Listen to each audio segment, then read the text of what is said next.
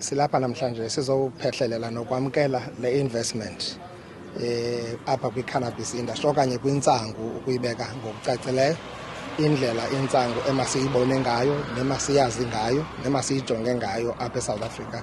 Siyayazi uba silizwe eligutyungelwe ngamakholwa, amakholwa obuKrestu, apho besoloko sikhuliswa sisaziswa ngoba intsangu iyi-drug emosha abantu etshentsheni. Apha sithetha ngentsangu efuna siyisebenzisile for amachiza namayeza ukujongana nemihlaza nezinye izinto. Sizolontsha le factory eyeyokuqala njengoba kwa intsangu ukuze kuthethwe ngayo kwilizwe lonke, wonke umuntu akwazi uyazi uba iyi-economy esinoyilandela kwezoqoqosho.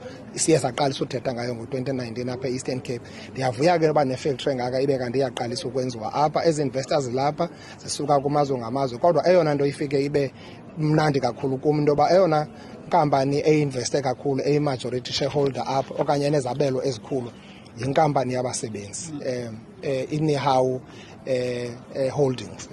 So loo nto ibonakalisa into yokuba abasebenzi imali zabo zizawufakwa kwiindawo ezifanelekileyo, zihambe ziyophucula ubomi babantu nabazali babo kwiindawo abahleli kuzo. So siyavuya kakhulu apha nje emveni kwale apha kungekudanga apha sinenye apha esine-investe kuyo i-40 million.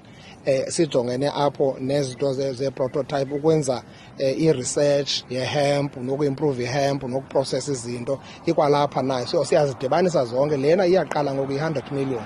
Iminyaka emihlanu xa iphela izawuphela sele kufakwe into e-more than a billion rand.